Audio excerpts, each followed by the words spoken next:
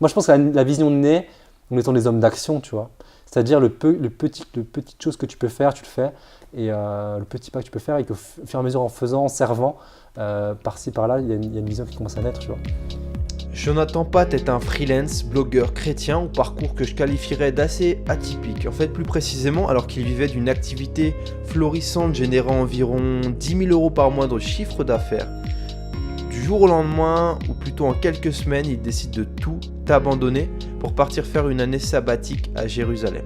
Alors la question que tu te poses certainement, c'est pourquoi cette décision ? Et même, qu'est-ce qu'il fait aujourd'hui tout simplement ? En tout cas, rassure-toi, on prend le temps d'en parler lors de notre rencontre. On parle également du rôle de Dieu dans nos rentrées d'argent et dans nos recherches de clients, de l'importance d'être accompagné lorsque l'on entreprend, de la puissance du travail en équipe, des livres, de la différence très importante entre les choses urgentes et les choses importantes. De plus, on parle de comment déterminer et nourrir notre vision avec Dieu tout en évitant un piège fréquent qui pourrait la détériorer et nous détourner du but principal. Un podcast très inspirant et très riche en retour d'expérience pour monter au niveau, je pense, supérieur dans son projet. N'hésite pas à t'abonner si tu veux être au courant en premier de la sortie des nouveaux podcasts toutes les 2 semaines sur iTunes, sur SoundCloud, sur Google Podcasts, sur YouTube. Tout dépend de ce que tu préfères, si tu veux l'écouter dans le train en faisant la vaisselle ou si tu préfères avoir un visu sur YouTube. Tu as également les coulisses sur Instagram, tu peux aller checker. En tout cas, moi je te souhaite une excellente écoute à toi. Sois inspiré, sois béni, jeune Padawan. À très bientôt. Ciao. Bon bah salut Jonathan, Salut Clément. tu vas bien? Très bien, et toi? Bah écoute, ça va bien. Comment tu te présenterais un petit peu à ceux qui t'écoutent là, qui ne te connaissent pas forcément, Jonathan Pat? accueil. Alors, j'ai 30 ans, même si les gens pensent que j'ai 19 ans, même parfois 16 ans. Là, sur un podcast, les gens ne voient pas forcément, mais voilà, je fais jeune physiquement, mais... Il y aura une photo hein, Ah, qui vont voir. ah Il y aura d'accord, une voilà, photo. une photo. Donc voilà, marié avec une magnifique femme congolaise, Aurélie, et 2 enfants aussi incroyables. Kimia, 5 ans, Shula, 2 ans. Et donc voilà, et sinon au niveau pro, je suis dans tout ce qui est web, internet depuis que j'ai 17 ans. Enfin, je me suis lancé, je suis rentré dans ce milieu quand j'ai commencé mes études à 17 ans. Et donc voilà, et voilà, ouais, je te laisse peut-être poser des questions, sinon ça risque d'être long. Oui, parce que pour présenter un peu comment j'ai connu Jonathan Pat, si vous ne connaissez pas, j'ai connu par le biais d'un blog Freelance Boost, où en fait il partage dessus un peu des clés, des articles, des formations, etc. pour les freelances de tout milieu, etc. Et en fait, où il partage justement comment trouver des clients, comment faire facturer plus cher, etc. Comment vivre mieux de son travail, etc. Mm. Il partage comment lui, en fait, lui qui était freelance, on va le voir ça après, qu'il est parti en gros où il faisait des nuits blanches, etc. Où après il a pu générer presque ou quasiment même 10 000 euros par mois en temps normal, etc. quoi. Et il y a un truc De chiffre d'affaires. Hein, de parce que chiffre quand on dit- d'affaires, quand on dit ça et que les gens pensent que c'est pas un salaire, hein, c'est différent. dommage. On aurait pu rêver un peu. Mais en gros, et moi, quand j'ai lu ça, etc., je me suis renseigné un peu et je lui disais ça juste avant. Et il va nous le dire après, mais il y a un truc qui m'a étonné, c'est que même malgré qu'il gagne autant d'argent, il a fait une année sabbatique. Il a pris dernièrement le choix de tout abandonner, de tous ses clients, etc., le blog pendant 1 an où il gagne quand même bien. Et moi, la première question que j'ai envie de te poser, c'est comment ça se fait qu'après ça, tu as envie de tout couper pendant 1 an, quoi. Ben, en fait, financièrement, ça marchait vraiment bien, mais j'ai eu plusieurs frustrations. En fait, je sentais que j'étais pas à 100% aligné avec ce qu'il y avait dans mes tripes, tu vois, ce qu'il y a au fond de moi. Et en 2016, j'ai commencé un coaching avec un entrepreneur irlandais. Son blase, c'est I am Dan Ram, parce que son nom entier, c'est un peu complexe, c'est un nom d'Indien. Et du coup, avec lui, j'étais dans une phase où j'avais du mal à identifier je pense, mes priorités, ma vision. Et il m'a beaucoup aidé. On a fait beaucoup de sessions de coaching toutes les 2 semaines pendant 1 an. Et en fait, au travers de cette session de coaching, chaque fois, il y a quelque chose qui sortait, c'est que j'avais soif de plus, de quelque chose de différent. Et j'arrivais pas à avoir ce switch, ce changement Donc en fait, en gros, je vivais de mes clients à leur faire des sites internet, Mhm. mais je sentais que déjà ça me plaisait plus vraiment tant que ça de faire des sites internet, l'aspect technique. Et l'autre chose, c'est que je travaillais pour des clients où on va dire, leur vision, leur projet, la cause pour laquelle ils se battaient, entre guillemets, me motivait moyennement, quoi. C'était quand même assez capitaliste, quand même, même s'il y avait plein de bonnes intentions dans les projets. C'était beaucoup des startups, mais il y avait quand même un côté très, dans les startups, dans beaucoup de startups, il y a un côté très fort sur la croissance. Et ça commence à m'épuiser. Le côté où il faut absolument toujours grossir, grossir, grossir. Ça commence à me fatiguer parce que voilà, juste le côté pur capitaliste, juste capital, gagner plus d'argent, ça a commencé à me fatiguer. Donc il y a eu plusieurs paramètres comme ça qui sont arrivés où j'avais envie de passer à autre chose. Mhm. De l'autre côté, j'avais mon blog qui me plaisait où je formais des indépendants, mais j'arrivais pas à en vivre. Donc je sentais que je devais rentrer dans une nouvelle saison et pas ça. Il fallait un switch. Et il y a eu cette idée de faire cette année sabbatique, et c'était un projet qui était là depuis des années. Donc ma femme, et on s'est dit, bon, c'est peut-être le moment de faire ça. Et c'était peut-être aussi l'occasion peut-être de tout remettre à plat, Mhm. et après de repartir sur des nouvelles bases. Et c'est ce qui s'est passé en fait finalement. Mais c'était pas simple de faire ce switch. Ça se passe. Ouais. Tu ressentais que tu avais besoin d'un déclic, vraiment un gros Ouais, déclic super gros absolument. déclic, Quoi. ouais, grave. Pourquoi Ouais, tu ouais. penses que tu avais besoin un peu de ce déclic-là? Bah, comme déjà il y avait je pense déjà une dépendance financière envers mes principaux clients qui me rapportaient beaucoup d'argent. Donc je Mhm. dépendais d'eux, mais justement je voulais pas continuer à travailler avec eux, mais ils me rapportaient beaucoup d'argent, donc Mhm. c'était un peu ma vache à lait. Donc j'arrivais pas finalement, je trouvais pas la manière de me dire maintenant j'arrête avec eux et je repars sans eux. Et je voyais pas comment c'était possible parce que ça me rapportait quand même, je pense 6 000 euros, au moins 6 000 euros sur mes clients principaux par mois.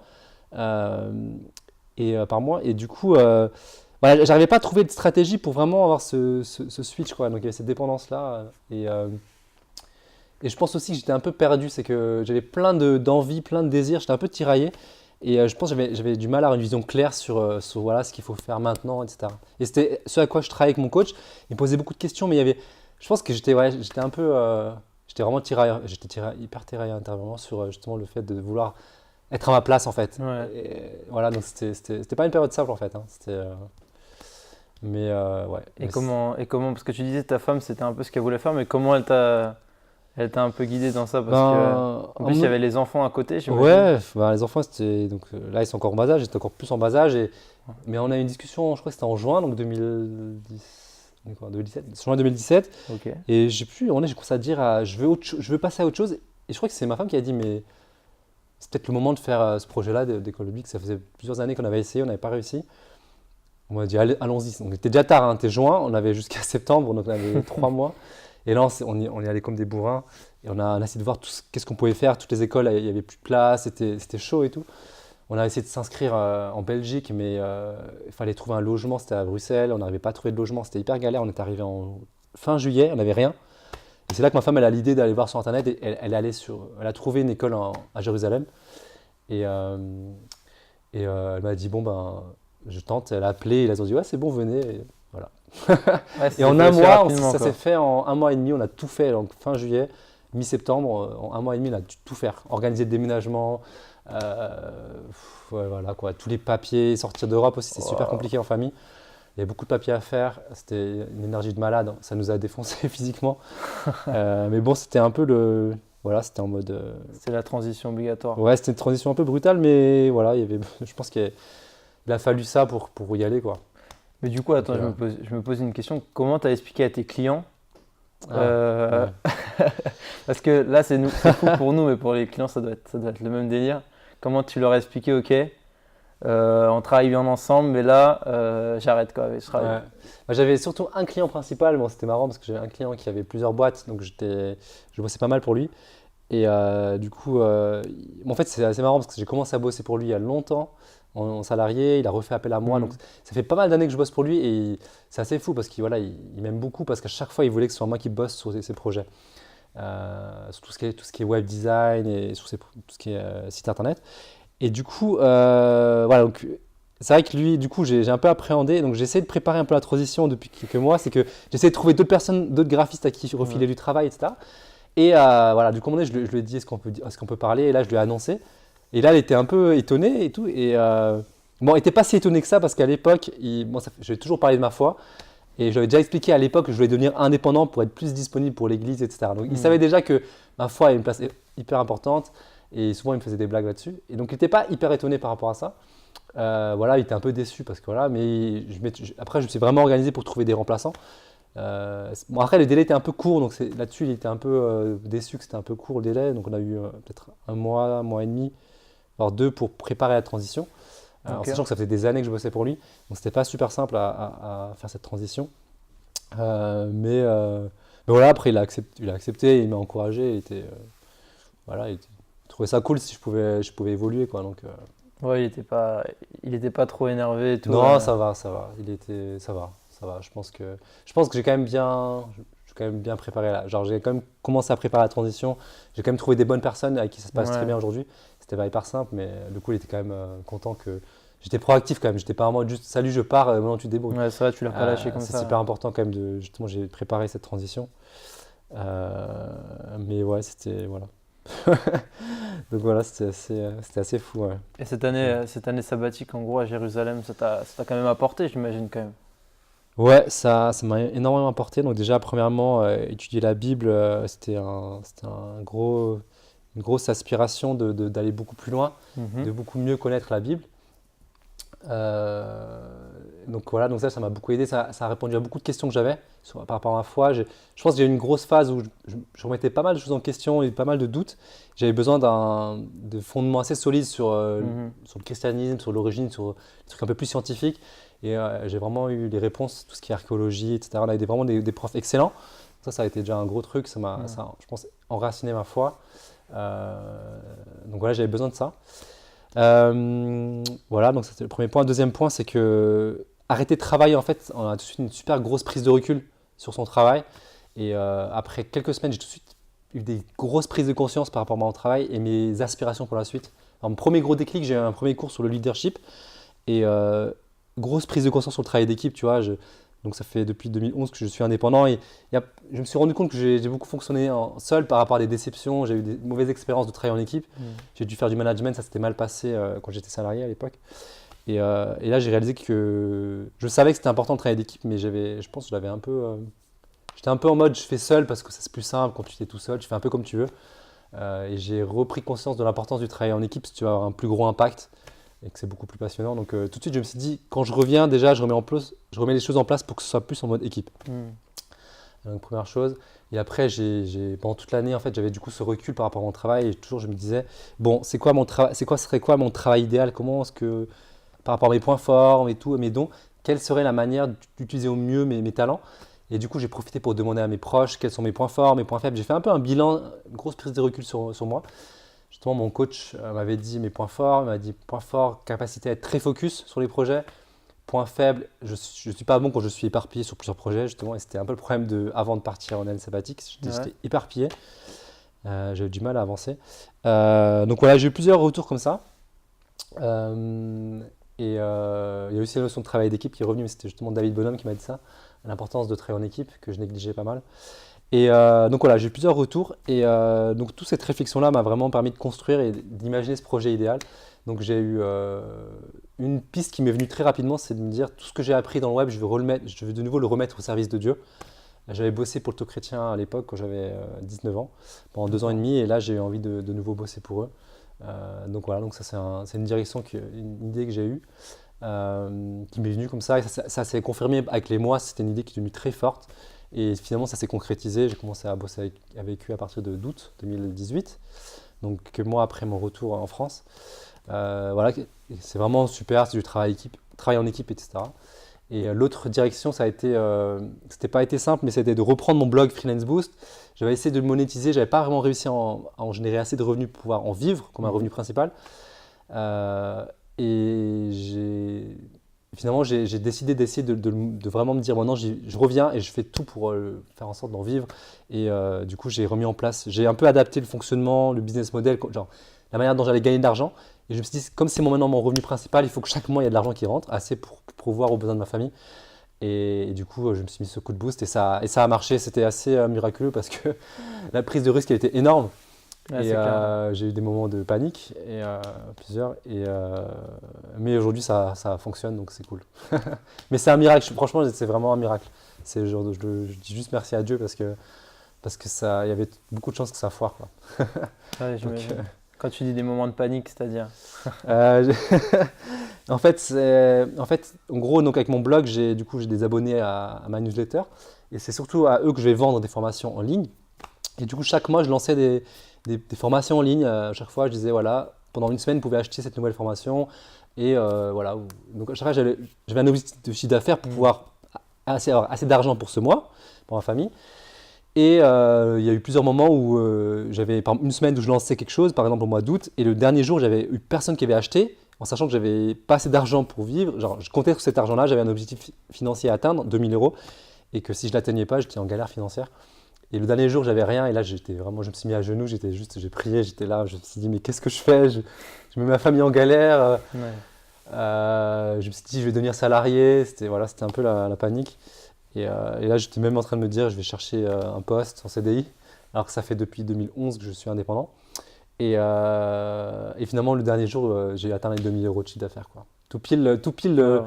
l'objectif minimal que j'avais fixé, quoi. Donc et là, j'ai vu, encore une fois, je n'ai vu que beaucoup hein, en tant qu'entrepreneur, des moments où Dieu, il arrive, il fait le miracle, quoi. En tout cas, au niveau des finances, j'ai vécu Voilà, il y a des milliers de miracles. Tu n'arrives pas à trouver la solution et d'un coup, Ouais, c'est ça, il y a toujours la solution ultime. Et Dieu, je pense qu'il aime bien aussi des fois la notion du dernier moment, pour juste que tu dépendes totalement de lui. Et justement, il y a un verset qui m'a encouragé récemment, c'était le verset où Paul il dit, quand je suis faible, c'est là que je suis fort. Et c'est des moments dans le business où juste je suis un peu, je dépends plus de mes compétences, je ne peux pas me reposer sur moi, mais je dépends totalement de lui. Et c'est dans ces moments-là où voilà, je pense qu'il remet les idées en place. J'ai lu un livre sur les finances qui s'appelle Bien, argent et richesse. Il explique qu'on a souvent un mauvais rapport à l'argent, on croit que c'est notre patron, c'est nos clients, qui sont la source de notre argent. Et que si ça s'arrêtait, on serait perdu. Mais en fait, Dieu est censé être la source de notre argent. Et si on a un CDI et que ça s'arrête, on ne devrait pas être plus paniqué parce que c'est Dieu qui permet qu'il y ait un patron qui te paye un salaire. Et si demain ça s'arrête, il va te pouvoir, mais autrement. Et ça a été un gros chiffre dans ma réflexion et j'essaie de me dire, de comprendre vraiment que je dépends tout le temps de Dieu en fait pour mes finances. Et en tant qu'entrepreneur, on a plus conscience de ça. Je trouve que quand on a un CDI ou qu'on est fonctionnaire, on a l'impression que justement, c'est parce qu'il y a l'État ou parce qu'il y a un patron que je vis, que j'ai de l'argent, que je peux manger, que je peux plus payer mon loyer. Et en tant qu'entrepreneur, j'ai eu beaucoup de phases financières galères où justement où je dépendais plus que Dieu. Et là où je vois où Dieu il est intervenu. Et plein de fois, c'est vraiment miraculeux la manière dont ça s'est fait. Donc c'est trop stylé, quoi. ouais, tu as plusieurs fois où ça s'est passé comme ça, où tu as eu des moments genre dans l'entrepreneuriat où c'était chaud, et d'un coup, parce que là tu m'as raconté celui-là, mais est-ce que genre il y en aurait d'autres Ouais, il y en a eu plein. C'est-à-dire, il y a eu souvent des moments où, à un moment donné, où par exemple, je vais avoir un creux financier, où un contrat s'arrête, ou pile, il y a une personne qui arrive à ce moment-là exactement, quoi. Ça arrive vraiment très souvent, quoi. En Donc, gros, il y a un timing. ouais, c'est ça, c'est presque vraiment de Dieu, c'est mon commercial. Et, vraiment, ouais. ouais, c'est ça. Après, voilà, je pense que la vie, c'est toujours un mix entre ta part, tout ce que tu fais, tout ce que tu mets en place. Donc, j'ai mis plein de choses en place. Mais à un moment donné, le fait que ça arrive pile au bon moment, il y a un côté aussi timing divin, un timing de Dieu. Donc, j'essaye en tout cas, j'essaye de toujours avoir conscience que c'est, voilà, que Dieu, il est derrière la plupart des choses qui se passent. Et genre, voilà, que c'est lui qui initie des choses, quoi, des rencontres. C'est comme toi, par exemple, je pense que notre rencontre, je la considère comme une. Eric Céléré, j'aime beaucoup quand il dit c'est des connexions divines. Connexion divine, ouais. Et j'aime beaucoup cette idée qu'en fait, oui, c'est Dieu qui est derrière une rencontre. Et que c'est pas juste, voilà, on pourrait dire, des fois, voilà, c'est Carrément. des circonstances, etc. Et quand tu as cette perspective des choses, tu vois les choses différemment. C'est-à-dire, c'est Dieu qui a permis cette relation, cette rencontre au bon moment. Et ben voilà, je vais faire de mieux de cette relation, dans le cadre d'une prestation, de cette prestation, de ce contrat. Mais il y a souvent eu ce moment où, boum, au bon moment, il y a le client qui arrive. Ouais, c'est arrivé. Bref, ouais, j'ai eu plein d'histoires comme ça. Une fois, j'étais aux États-Unis, je me rappelle, justement, avec mon client principal, ça s'avait foiré. On s'était un peu mal compris. Ils avaient arrêté le contrat. C'était ma vache à lait, quoi. C'était 2 jours par semaine de contrat bien payé. Et je comptais que sur ce contrat-là pour en vivre. Et puis à ce moment, il y a un gars qui me contacte, une magnifique boîte qui s'appelle Physiki. Aujourd'hui, qui s'appelle PhySup, c'est une boîte dans tout ce qui est coaching sportif en ligne. C'est même, je pense, numéro 1 en tout cas aujourd'hui en France. Quand même, ouais. Ça cartonne à fond et du coup, j'ai pu bosser avec eux. C'est un client avec qui j'ai énormément appris J'ai eu plein de déclics au niveau. Je suis monté énormément en compétences avec ce client parce qu'il il est juste trop fort au niveau marketing et tout. Voilà, c'était une rencontre divine et c'était le contrat qui arrivait pile au moment où vraiment financièrement là, c'était catastrophique au moment où il arrivait quoi. Genre, je risquais un très gros creux financier s'il n'y avait personne qui arrivait quoi, à ce moment-là. Ouais, je vois. Et d'ailleurs, c'est un truc qui m'avait. En fait, c'est un truc qui m'avait vraiment interpellé dans toi. Je te l'ai même pas dit, mais quand j'ai vu en fait ton apparition il y a déjà quelques années sur le blog de David Bonhomme, je crois, dans un article où tu parlais de comment justement tu trouvais tes clients. Et il me semblait que tu disais à un moment que, en fait, quand tu faisais en gros les choses pour Dieu, c'était limite Dieu qui te trouvait les clients et qui faisait ce travail de commercial, etc., quoi. Et que toi, tu faisais ta part, etc., tu travaillais. Et que derrière, en fait, même Dieu, il pourvoyait dans les clients, il pourvoyait dans tout ça, quoi. Bah, c'est un verset qu'on connaît beaucoup dans le milieu chrétien. Cherchez premièrement le royaume de Dieu et toute chose vous sera donnée par-dessus. Donc Matthieu 6,33. C'était un peu mon credo, surtout c'était le verset de mon mariage, ça a toujours été un verset qui m'a beaucoup parlé. Et effectivement, je l'ai beaucoup expérimenté. C'est-à-dire que depuis que j'ai commencé en tant qu'indépendant, c'était un peu une vision, c'était de vraiment avoir beaucoup de temps pour l'église, pour les projets chrétiens. Et très vite, j'ai fait ça, quoi. C'est que j'ai donné beaucoup de temps pour l'église, etc. Et voilà que derrière, finalement, je passais beaucoup moins de temps à faire du chiffre avec des clients, etc. Et malgré tout, Dieu a toujours pourvu. J'ai eu des prises de risques un peu extrêmes. Aujourd'hui, avec du recul, je pense que je ferais un peu de manière plus prudente. C'est qu'en est, je travaillais plus que peut-être 2 jours par semaine pour les clients. Et en fait, c'était un peu trop naïf. Je donnais tout mon temps à côté. Et on est quand l'URSSAF est arrivé, ils m'ont donné 15 000 euros. Là, je me suis dit, oula, j'avais pas grand-chose. J'ai donné un échelonnage, heureusement, sur plusieurs mois, donc j'ai pu rembourser. Mais à un moment donné, j'ai aussi plusieurs prises de conscience où il faut quand même être sage.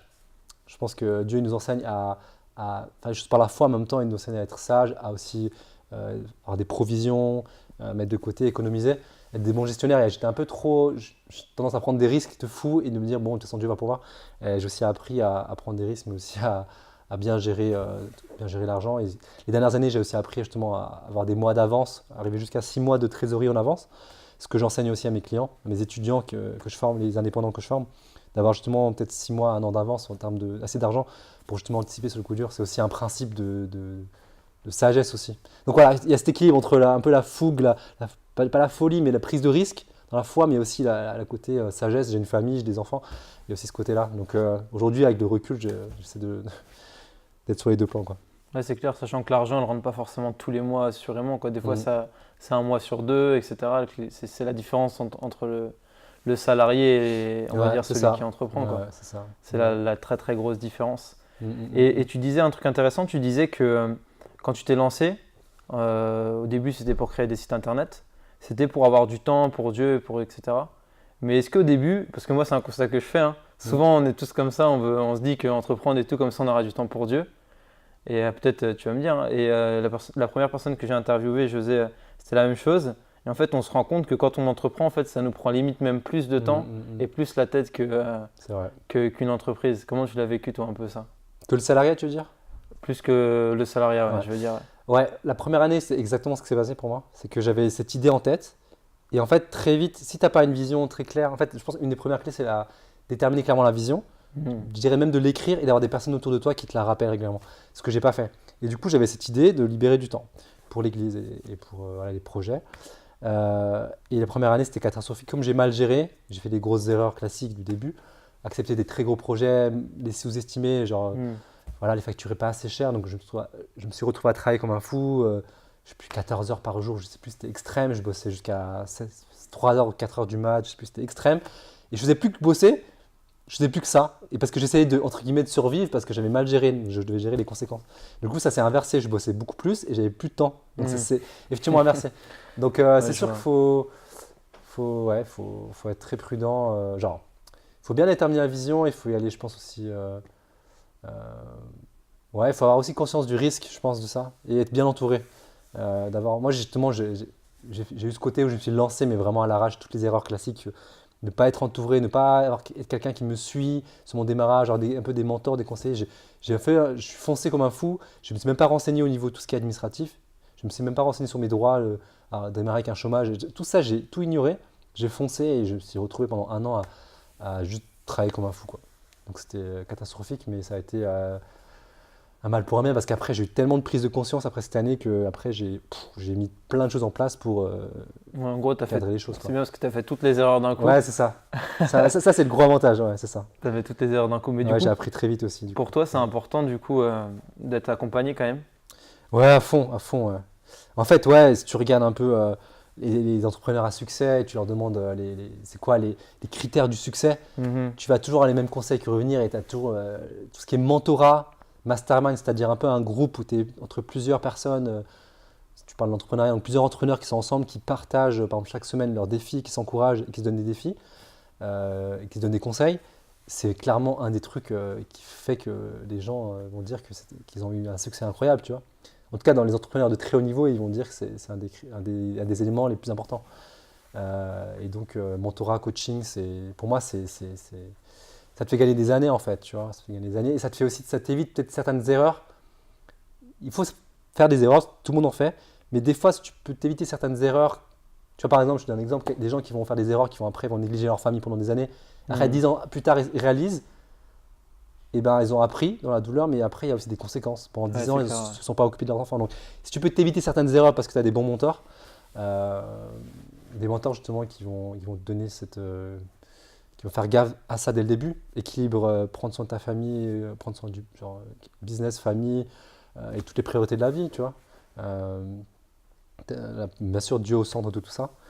Voilà, donc c'est sûr que voilà, moi je suis à fond là-dessus et mon business aujourd'hui, mon activité, c'est de former les gens, de les accompagner.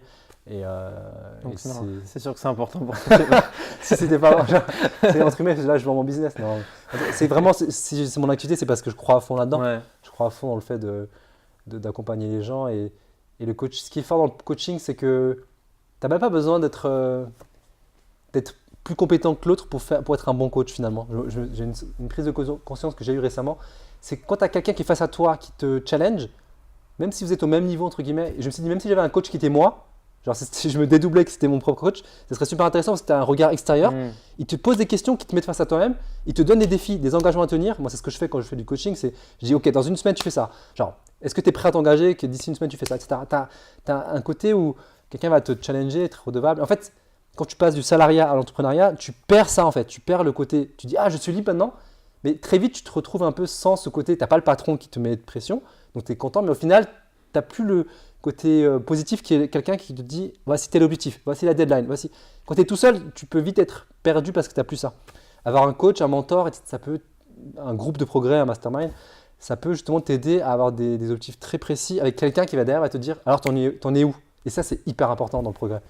Sans ça, je trouve que c'est un principe humain. Les gens, qui a pu accomplir des grandes choses sur cette terre en ayant fait les choses seul? Je sais pas. J'aurais du mal à en citer, je pense. Je pense que c'est parce on avance ensemble. Et derrière les grands hommes, il y a toujours des grosses équipes. Des équipes, clair, souvent on parle des grands succès, on parle de leurs femmes. Donc déjà, une équipe de 2 déjà. Moi c'est pareil, sans ma femme, je ne serais jamais là aujourd'hui. Dans les moments de doute, elle a cru en moi. C'est elle qui t'a conseillé l'année sabbatique aussi, donc. Ouais, c'est elle qui a Donc, dit bon, c'est le moment. Donc voilà. Et C'est comment, que- une question que je me pose maintenant, c'est si jamais, comment on trouve, du moins comment on peut des critères dire ok ça c'est un bon mentor pour moi, c'est un bon coach. Parce qu'après des coachs on peut en trouver un peu partout. Enfin j'imagine, surtout aujourd'hui il y a vraiment énormément de coachs, énormément de mentors que tu peux voir.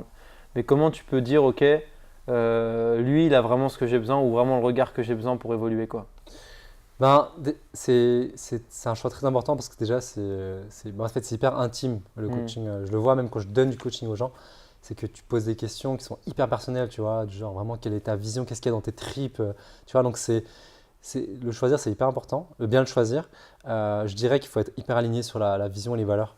Moi, personnellement, j'ai voulu absolument avoir un coach ou un mentor chrétien parce que, en fait, j'ai tellement une vision de l'entrepreneuriat avec, je crois que être chrétien dans l'entrepreneuriat, c'est tellement central pour moi. C'est au centre de tout ce que je fais. Ça influence tout, ça change toute l'approche que j'ai. Bien sûr, sur le fait d'être intègre, de faire des choix marketing très différents de certaines personnes, voilà, d'être toujours dans la vérité, etc. Que en fait, je voyais mal prendre un coach qui allait m'influencer dans des choses qui ne sont pas forcément alignées avec mes valeurs.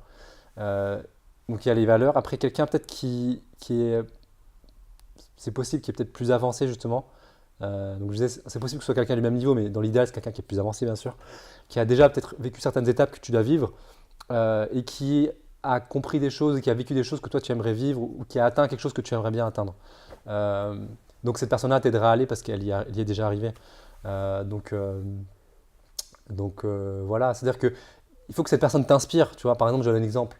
Le classique à mettre équilibré entre ma vie de famille et ma vie entrepreneuriale. Euh, si je choisis un coach, il faut que sa vie, elle m'inspire ça, tu vois. Quand je le vois, je me dis, waouh, il a vraiment réussi à avoir cet équilibre-là. Hmm. Il a un succès incroyable au niveau entrepreneurial, mais il était hyper impliqué dans sa famille, même peut-être dans son église, ou même au niveau associatif, j'en sais rien, tu vois. Ça m'inspire grave, tu vois. Sa vie m'inspire. Donc, tu vois, donc voilà, c'est un choix super important. C'est pas aussi important que, par exemple, choisir son futur conjoint, ou tu vois. C'est pas un choix qu'il faut attendre des années avant de le faire. C'est important de. Moi, j'ai mis du temps avant d'en trouver un. Je dirais qu'il faut être proactif. Il faut, pour en trouver un, si tu te renseignes si tu regardes un peu tout ce qui se fait, si tu suis des blogueurs, des influenceurs, etc., si tu verras rapidement potentiellement quelqu'un qui t'inspire et à qui tu pourras lui demander, tu vois. Euh, donc voilà, donc si tu te renseignes, si tu trouves, tu vois. Voilà, si tu es actif, tu trouves. Après, c'est sûr, si tu attends, il ne viendra pas tout seul le mentor, tu vois. Hmm. Moi, c'est. Voilà, j'ai. Après, ouais, voilà. Donc En gros, le critère principal, si j'ai bien compris du coup, c'est que le mentor que je dois choisir, il doit obligatoirement m'inspirer, quoi. Ouais, je pense que c'est Ouais, quand même ouais. hyper important. Sinon, sinon je vois pas trop. Il va t'emmener autre part. Sinon, va te détourner. Il va t'emmener quelque part qui n'est pas ta vision, tu vois. Quelqu'un qui t'inspire, c'est quelqu'un qui te dit purée, ce qu'il fait ou ce qu'il a réussi à accomplir ou sa vie, sa valeur, c'est quelque chose qui me donne envie. Hmm. Donc je vais aller dans cette direction. Donc c'est hyper important de. Ouais, l'entrepreneuriat, c'est avoir une vision et de se dire je vais vers cette vision. Tu peux très vite te détourner de ta vision. Un exemple, ma première année, j'ai couru après l'argent. Et pendant des années après, je me suis rendu compte que ma vision a un peu évolué, que j'ai tellement lu de livres, business, avec du succès entrepreneurial, pas forcément chrétien, que ma vision commençait à se détourner, à chercher un succès et de me détourner de plus en plus de ma vision initiale. Et après l'année sabbatique, j'ai un peu pris du recul sur ça et je me suis dit aujourd'hui, je lis beaucoup plus de livres de chrétiens. Après, c'est pas extrême comme attitude, genre je veux rester ouvert à lire Je de vois, tout, ouais. mais je vais être très prudent sur les influences qui rentrent. Et quand je lis un livre d'un chrétien, là, j'ai commencé un livre qui s'appelle View from the Top de Aaron Walker. C'est du très haut niveau, hein, c'est parmi les gros succès entrepreneurial, chrétien ou pas chrétien. Et sauf que lui, du coup, dans son livre, il a un focus sur Dieu qui est énorme. Et du coup, lui, il a des masterminds, donc des groupes de progrès. Il propose du mentorat. Donc lui, c'est quelqu'un. Clairement, c'est déjà en commençant son livre, je me dis, c'est quelqu'un, j'aimerais vraiment faire du mentorat ou être dans un groupe avec lui. Parce qu'il m'inspire grave. T'inspires, ouais. Voilà, je sais qu'il va pas me, il va m'aider à aller vers une vision qui est vraiment alignée avec les valeurs, les principes de Dieu. Euh, et voilà, donc je serais vraiment en confiance là-dessus, tu vois. Donc, euh, donc voilà. Il y a un truc que tu as dit, ça me parle de ouf. C'est le truc que tu me dis, ta vision, elle était en gros, elle était changée par exemple par les livres que tu lisais, Ouais, etc. Et si tu lisais genre des gros succès financiers, ouais, ta vision en gros, elle changeait et tu recherchais quelque part un peu un succès financier quelque part. Et ça, c'est un truc que je vis personnellement et du coup, quand tu me le dis, ça me parle aussi. C'est un constat aussi que je fais. Ouais, quand tu lis beaucoup de choses, ta vision, on va dire, elle varie en fonction de quoi tu la nourris, quoi. mm, Donc c'est sûr que si tu la nourris, comme tu dis, avec des gros succès financiers, etc., des gros succès avec matériel et tout ça, bref, bah ta vision, en fait, elle va comme un gouvernail, en gros, c'est ça, c'est ça. C'est et donc, très subtil. Ouais. donc toutes tes décisions que tu vas prendre, en fait, vont être complètement alignées avec cette nouvelle vision, en gros, un peu déformée, C'est un peu ça, de celle que tu avais de base. c'est ça. Ouais. Et ça, je m'en rends compte énormément aussi personnellement, quoi. Mm, mm, mm. C'est dingue, ouais, faut vraiment, comme tu dis. Après, est-ce qu'il faut exclure totalement, je sais pas, les livres non, les Ah non, livres. non, je dirais pas ça, non, non, non. En fait, moi, ce que j'ai compris aujourd'hui, c'est que quand on lit un livre qui n'est pas forcément écrit par un chrétien, il faut avoir conscience que sa vision de la vie, c'est. Prenons un exemple. Tim Ferriss, donc la semaine des 4 heures, qui est clairement la grosse référence pour les Hmm. entrepreneurs, je dirais, modernes, ceux qui vivent Ouais, un c'est peu clair. ce côté indépendance financière, genre je travaille d'où je veux, voilà, tous ces systèmes-là. Euh, c'est un épicurien, c'est un gars qui, sa vision de la vie, c'est le plaisir. Et donc, c'est clairement, lui le dit, ce qui le fait le plus plaisir, c'est de constamment apprendre des nouvelles choses, d'explorer, et très centré sur le plaisir, sur soi en fait. Et c'est intéressant, mais je suis pas 100% aligné avec sa façon de voir le monde, tu vois. Donc, ce livre-là, je le conseille vraiment parce que c'est vraiment ça a été une révolution dans l'entrepreneuriat. Bien J'ai plein sûr. de chrétiens qui ont été hyper encouragés de manière positive. Et même moi, ça a été un super boost. Mais je pense que quand on lit ce genre de livre, il faut toujours avoir un peu de distance. C'est-à-dire que je lis, maintenant je prends un peu de recul. Voilà, qu'est-ce que je garde? Qu'est-ce que maintenant je challenge par rapport à ma vision inspirée de Dieu et de la Bible? Comment est-ce que je challenge ces choses et qu'est-ce que je garde en fait? Et si tu n'as pas cette attitude-là, tu peux vite tout boire et Ouais. tout encaisser et te laisser totalement façonner par sa vision à lui de voir les choses.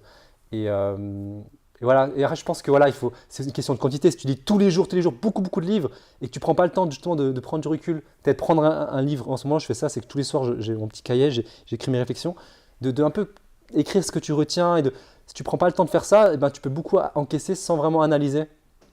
Et donc voilà, je pense qu'il faut avoir conscience de cette réalité, il faut challenger ça. Et du coup, tu le dis peut-être différemment que si t'as pas conscience en fait qu'il y a une influence qui est là en fait. Quand tu regardes un film, que tu écoutes une musique, c'est la même chose. C'est Il y a exactement une pareil. influence, tu vois. Donc en avoir conscience, c'est la première étape en fait. Ouais. Et donc là, tu dis ça, c'est une habitude que tu as. Même lire, c'est une habitude que tu as depuis un certain temps. Lire, ouais, en fait, j'ai eu un gros déclic sur l'entrepreneuriat, sur le fait de lire beaucoup. Ouais. C'est encore Eric Sillery, hein, c'est un gars qui m'a beaucoup influencé, hein, donc parce En que bien. ouais, en bien, ouais, parce que bon, ouais, c'était mon premier entre guillemets patron, et j'ai beaucoup appris de lui. Mais après, quelques années plus tard, il avait écrit un SMS à Nouvel An, il avait dit les livres que vous allez lire cette année vont déterminer. Il avait une liste de choses qui allaient être déterminantes pour cette nouvelle année, dont la liste de livres. Et ça m'a mis une grosse claque. Je me suis dit, c'est vrai que les livres que tu lis peuvent avoir un impact énorme. Et là, je lui ai demandé à lui une liste de livres. J'ai commencé à donner à plusieurs entrepreneurs quelle est ton top liste de livres à lire. Et là, j'ai commencé à acheter plein de livres. Et là, depuis, c'est ce que je fais beaucoup, c'est que j'achète beaucoup de livres. Une habitude que j'ai prise, qui n'est pas simple à mettre en place, qui est très spécifique, c'est que je fais des pauses toutes les demi-heures. C'est la technique Pomodoro. C'est séance de travail de 25 minutes et 5 minutes de pause. Et chaque pause, je lisais le livre en cours, quoi. Et comme ça, j'ai lu beaucoup de livres. C'est pas hyper simple comme approche parce que c'est vrai qu'on peut dire tu travailles. Puis moi, c'est un truc qui a beaucoup marché. Même là, je continue un peu à le faire. Même si je conseille aussi de prendre des fois des temps juste de lecture. Mais voilà, c'est un truc qui m'a beaucoup aidé. Et à chaque fois de dire ok, il y a un truc qui m'a marqué. Maintenant, je prends une note. Voici ce que je peux mettre en application. Ce qui est le plus important hein, quand tu lis un livre, c'est mettre en application. Sinon, ça ne sert pas à grand chose. Même si ça sert à t'inspirer, mais le plus important reste la mise en application. Donc voilà, donc ça, du coup, depuis, j'ai lu beaucoup, beaucoup, beaucoup de livres quand même. Pas mal quand même. Hein. J'ai lu pas mal de livres quand même. Ouais, c'est Donc, important. ouais, c'est super important. Est-ce que à la base, c'était un truc que tu faisais naturellement? Est-ce que à la base, genre, tu te qualifies de grand lecteur ou pas trop à la base? En fait, je lisais beaucoup de livres chrétiens, Ouais. plutôt chrétiens dans le sens vraiment lié à la prière, à l'église, etc. Et en fait, ouais, c'est quand j'ai commencé à me lancer en tant qu'indépendant qu'il a commencé à naître cette passion de l'entrepreneuriat, du marketing, que j'ai commencé du coup, à beaucoup plus lire dans ce domaine-là, dans l'entrepreneuriat. Donc voilà. Alors, sinon, je lisais déjà pas mal avant. Mais ça, je pense que ça a augmenté ma capacité ou comment dire, ma consommation de livres depuis que j'ai commencé à entreprendre. Ouais.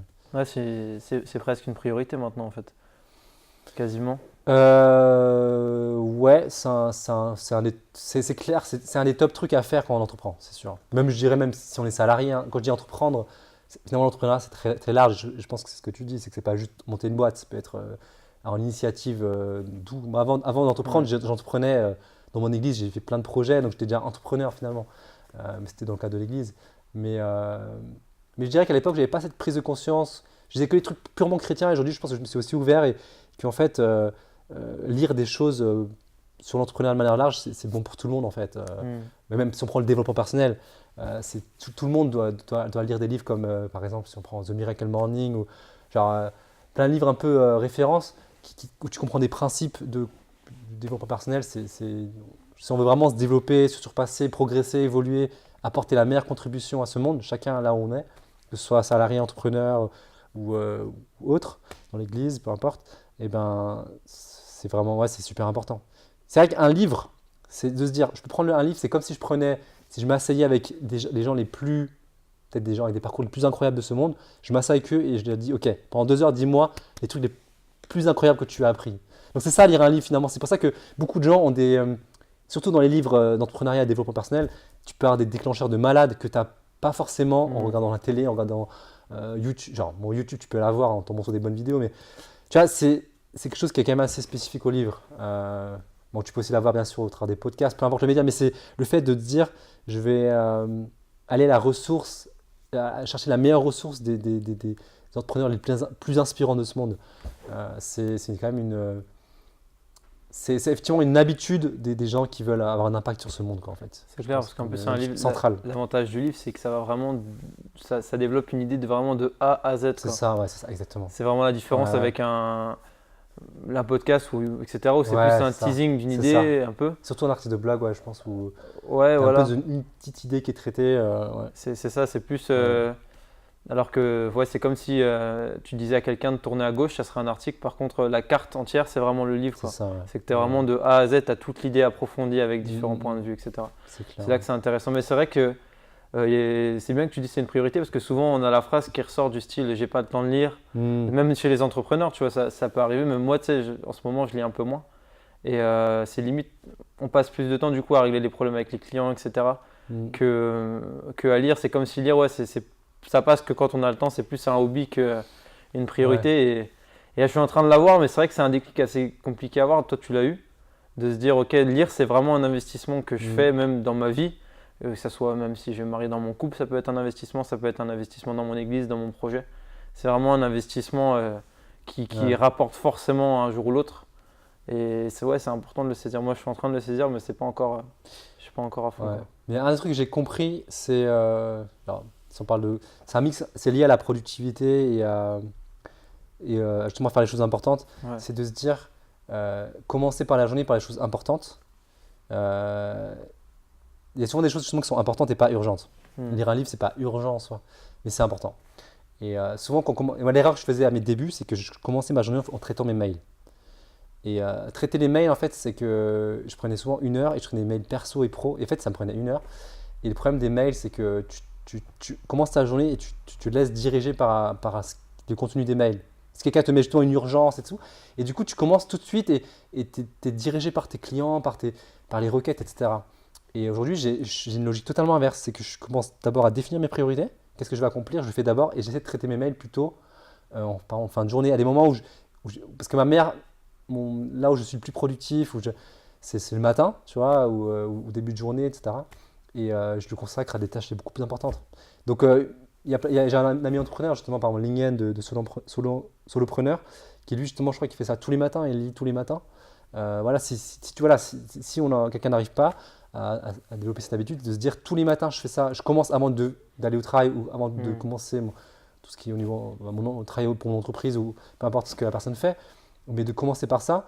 En plus, l'avantage du matin, c'est que c'est une habitude que tu crées, et après, si tu le fais tous les jours, et après, c'est super simple. Genre, quand ça devient une habitude, après, tu le fais et c'est devient naturel, quoi.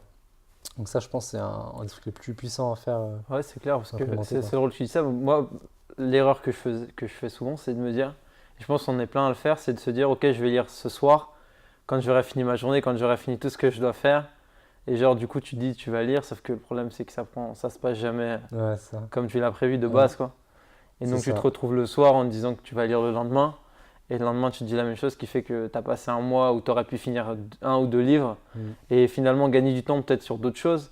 Et en fait, tu as encore à régler les mêmes problèmes, etc., quoi. Donc, c'est vrai que c'est intéressant ce que tu dis de commencer directement par ce qui est important plutôt que régler ce qui est urgent, quoi.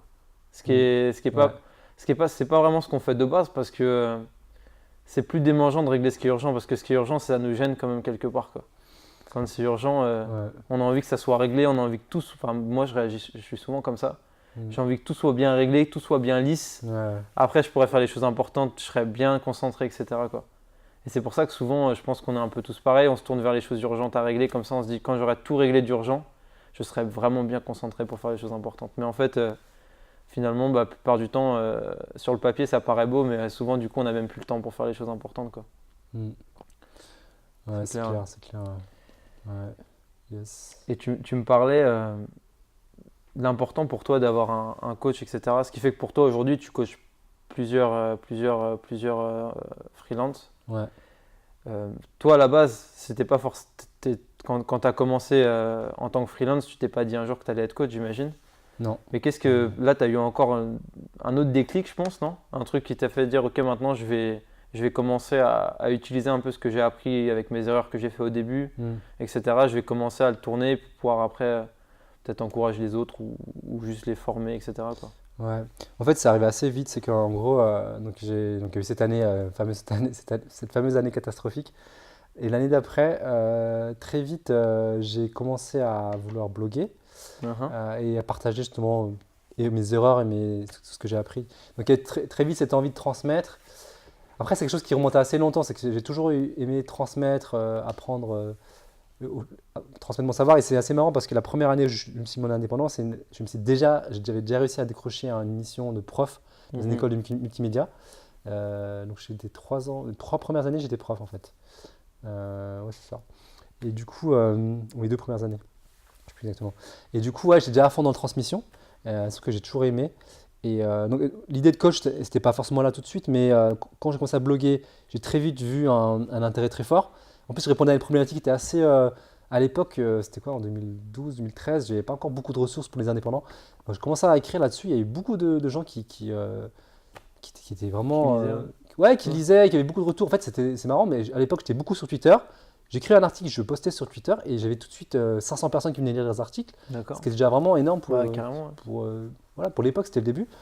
Et du coup, voilà, j'ai vu un intérêt assez fort. Et très vite, après moi j'ai un côté où voilà, je suis un peu fonceur, c'est-à-dire que très vite j'ai eu des personnes, je suis rentré en contact avec des personnes, des indépendants qui démarraient et tout de suite je leur ai dit est-ce que ça te dit que je te coach? Genre, c'était pas payant quoi que ce soit, je prenais 1 heure avec eux et je leur donnais des conseils. Donc ce que je savais déjà, ça faisait à peine 1 an et demi que j'étais lancé, je leur transmettais, donc c'était encore embryonnaire entre ce que je conseille aujourd'hui.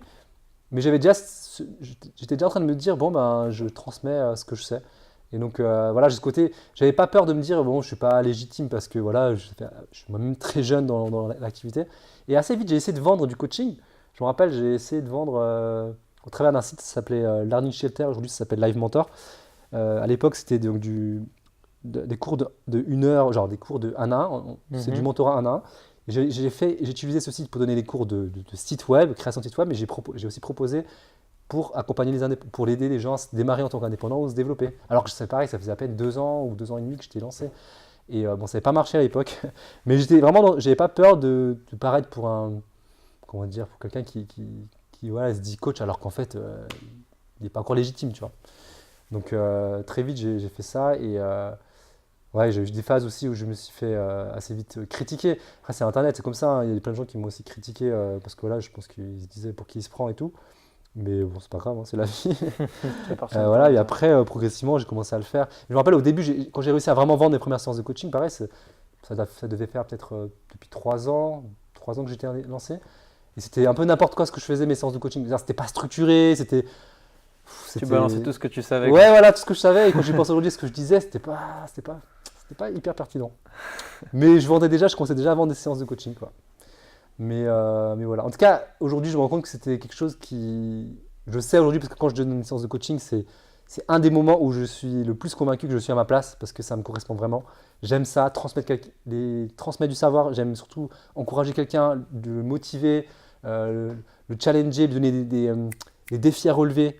C'est vraiment quelque chose qui est naturel chez moi. Donc, je pense, je ne vais pas dire que j'étais destiné à devenir entre guillemets coach, mais c'est très lié à ma personnalité. Et quand je me suis lancé dans le web, je n'avais pas forcément cette idée-là. Mais très vite, je sentais que je n'allais pas faire toute ma vie devant un écran juste à écrire des lignes de code, de faire du design, parce que ça ne me correspondait pas, quoi. Et aujourd'hui, voilà, clairement, je tourne beaucoup plus vers un truc, beaucoup plus à former des gens. Et même si ça se passe beaucoup par l'écran, beaucoup de séances par Skype, il y a quand même beaucoup de travail qui est fait en créant des choses, du contenu où je dois rédiger, etc. Mais quand c'est tourné à former les gens, ça me motive à fond, quoi. Donc voilà. Est-ce que tu estimes que l'étape justement du développement, c'est là où tu as commencé à être freelance, etc., est-ce que tu penses que c'était vraiment une étape nécessaire avant de devenir coach? Ou que tu aurais pu, avec ce que tu sais aujourd'hui, les informations que tu as aujourd'hui, revenir en arrière et en fait devenir directement coach? En fait, je dirais la prestation de service. En fait, genre, j'ai commencé avec la prestation la plus simple à vendre, c'est-à-dire vendre des sites internet, parce que c'est ce que je savais faire à l'époque. Et en fait, en commençant par ça, je me suis formé à l'entrepreneuriat finalement. J'ai appris à comprendre comment trouver des clients, comprendre comment fixer un tarif, comment le Mhm. vendre, etc. En fait, faut se lancer de la manière la plus simple finalement. Et c'est comme ça que je suis monté en compétence, c'est qu'aujourd'hui, je suis en mesure de vendre des séances de coaching quand même assez chères. Je pense que si je m'étais lancé directement, à mon avis, si je m'étais lancé à l'époque, j'aurais jamais réussi à lancer le truc parce que je ne sais pas comment j'aurais réussi à trouver des clients. Parce que c'est différent de lancer quelque chose où tu sais qu'il y a une demande qui est très forte, les gens commencent à me contacter. Le site web, c'est le bon exemple parce que quand même, il y a toujours quand même une très grosse demande. Tu dis à tes potes, je suis fait des sites internet, tu as toujours un pote qui va dire j'ai besoin d'un site internet. Donc tu as une demande qui est là. Mhm. Par contre, tu te dis voilà, je veux me lancer en coach. Il n'y a pas forcément une demande qui te saute dessus, mais tu dois plutôt toi essayer d'aller les chercher. Et ces compétences-là, je les avais vraiment pas à l'époque. Donc franchement, j'ai aucune idée. Je vois même pas qu'est-ce que j'aurais pu mettre en place à l'époque pour y arriver. Franchement, je pense que ça va pas marcher, à mon avis. Est-ce que Parce tu que j'ai penses pas qu'en plus les gens ils t'auraient fait confiance ou pas, tu penses? Je pense pas, parce que j'ai aussi beaucoup évolué. C'est que ouais, franchement, ouais, je pense pas. Je pense que j'ai eu beaucoup de déclics, beaucoup de prises de conscience qui font qu'aujourd'hui, je suis effectivement plus légitime déjà. Mhm. Je pense qu'à l'époque, ça aurait été le mauvais timing, tu vois. C'est comme ma femme, quand on s'est rencontrés, si on s'était tout de suite mariés, c'était pas le bon timing. Là, c'est pareil, tu vois. Ouais. Je pense que c'est une question de timing. Je pense pas que c'était le moment, tu vois. Je pense que les choses sont faites au bon moment, quoi. Ouais, c'est clair. Bah, de toute façon, je pense que même chez tout le monde, c'est ça qui rend une personne inspirante, c'est son parcours, quoi. Ouais. Si une personne arrive direct au point final Mm. et qui arrive directement à la ligne d'arrivée, sans faire la course, ça ne sera pas aussi inspirante que quelqu'un qui a C'est clair, fait une ouais. course de dingue, quoi. C'est clair. Ouais. C'est sûr. Ouais, Mais c'est sûr. c'est la question quand même que je me posais, quoi. Et du coup, Ouais. aujourd'hui, maintenant, tu te sens vraiment dans ton élément quand tu fais du coaching, même Ouais. pendant plusieurs heures, même si tu dois faire ça toute la journée. Ouais, quand je fais ça toute la journée, je suis super content. Après, après, je suis juste défoncé le soir parce que donner une séance de coaching, c'est quelque chose où tu te donnes à fond. Voilà, tu es à fond, tu es concentré, tu essaies de poser les bonnes questions, tu essaies de donner les bonnes pistes, tu essaies de vraiment dire qu'à la fin de l'heure, la personne, tu lui as apporté à fond de la valeur. Mhm. C'est quand même un des trucs, je trouve, où après une heure, t'es vraiment donné une énergie maximale. Donc toute la journée, je crois que j'ai pas que je l'ai fait. En fait, ce que je fais, c'est que les gens, je leur donne un lien où les gens peuvent réserver des séances. Et c'est que l'après-midi. Moi, le matin, je sais que le matin, je préfère le dédier à des travaux plus intellectuels, écrire, rédiger, voilà, faire la stratégie, etc. Et comme ça, l'après-midi, si j'ai des séances de coaching, des fois, j'ai un peu moins d'énergie. Et ben, le fait d'être avec quelqu'un, l'énergie va remonter et je vais tout donner pour eux. Donc, ça va être. La semaine dernière, j'ai eu beaucoup d'après-midi avec 4 séances d'affilée de 1 heure.